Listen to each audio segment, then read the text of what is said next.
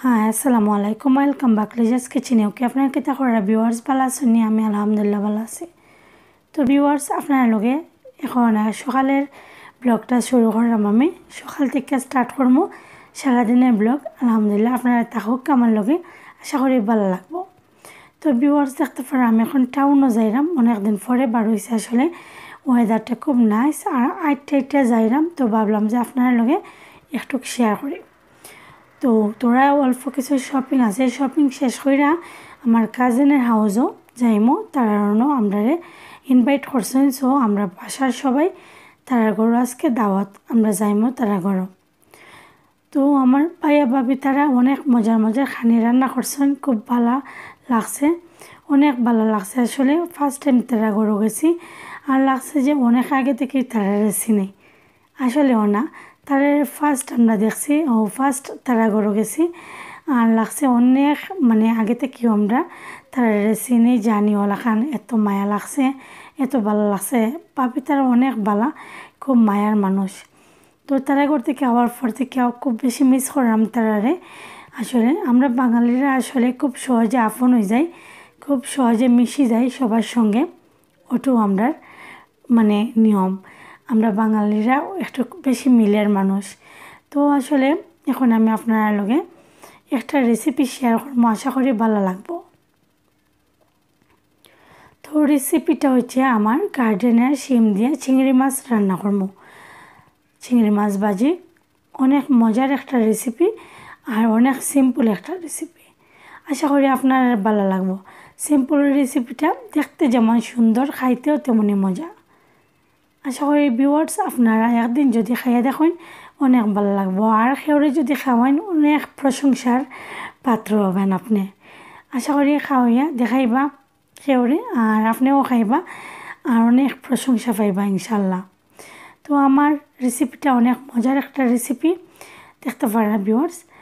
তো আমার শাশুড়ি সীমাঞ্চল গার্ডেন থেকে ফারিয়া, আমার নিজের গার্ডেন থেকে আমরা তো গাছ থেকে ফারিয়া আনিয়া, তো সুন্দর করে আমার শাশুড়ি দা দিয়ে কাটরা, দেখতে পারা আমার শাশুড়ি সুন্দর করে দা দিয়ে পাতলা পাতলা করে কাটবা।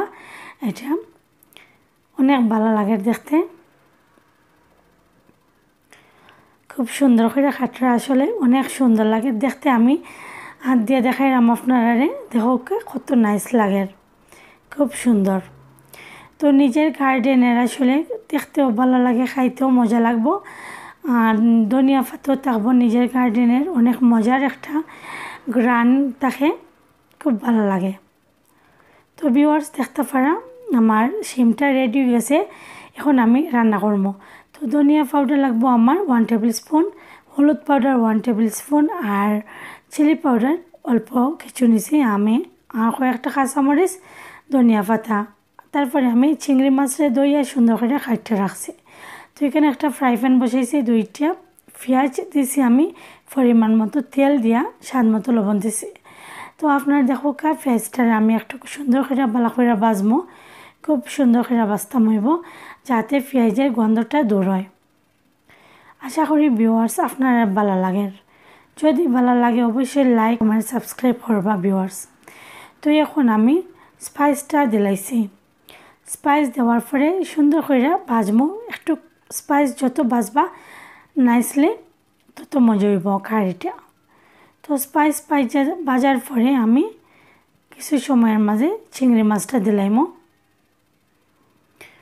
তো আমি চিংড়ি মাছ দেওয়ার আগে কাঁচামরিচটা দিছি, দেখতে পারা ভিউয়ার্স। কাঁচামরিচ দেওয়ার 2 মিনিটের মাঝে আমি চিংড়ি মাছটা দিলাইমো।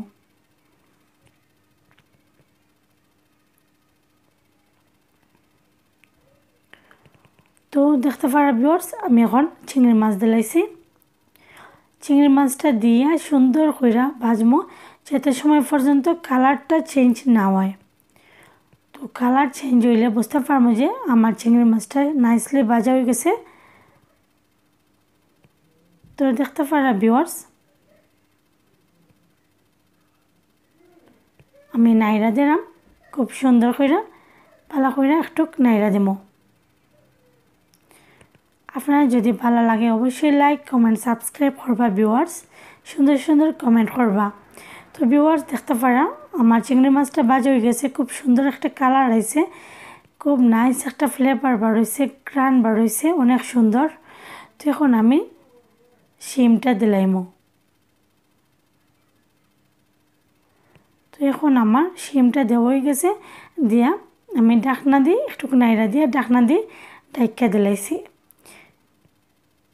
তো ভিউয়ার্স একটু পরে আমি এটা ঢাকনা সরাই আমি দেখবো যে এটা থেকে পানি বার হয়েছে নি। তো দেখতে পারা ভিউয়ার্স কত পানি বার হয়েছে, এটার মধ্যে কিন্তু আমি কোনো পানি অ্যাড করছি না। এই পানিটা যে সময় একদম ড্রাই হয়ে যাইব তখন বুঝবো যে আমার ভাজিটা পারফেক্ট একটা ভাজি হয়েছে আর সিদ্ধ হয়েছে। তো দেখো ভিউয়ার্স আমি আবার ঢাকনা দিয়ে ঢেকে দিলাইছি। তো কিছু সময় পরে আমি আবার দেখলাম যে পানিটা একদম ড্রাই হয়ে গেছে আর শিমটা একদম মানে সিদ্ধ হয়ে গেছে, সুন্দর হয়েছে, আমার এটা রেডি হয়ে গেছে। এখন আমি একটু পর ধনিয়া পাতাটা দিলাইমো। তো ভিউয়ার্স আপনারা আশা করি ভালো লাগে আর রেসিপিটা একদম ইজি, একদিন খাইয়া দেখবা, অনেক মজার একটা রেসিপি, খাইলে পরে বুঝতে পারবা যে এটা কত ইয়ামি। তো ভিউয়ার্স আমি এখন ধনিয়া পাতা দিলাম, ফ্রেশ ধনিয়া পাতা আমার গার্ডেনের, অনেক মজার ঘ্রাণ।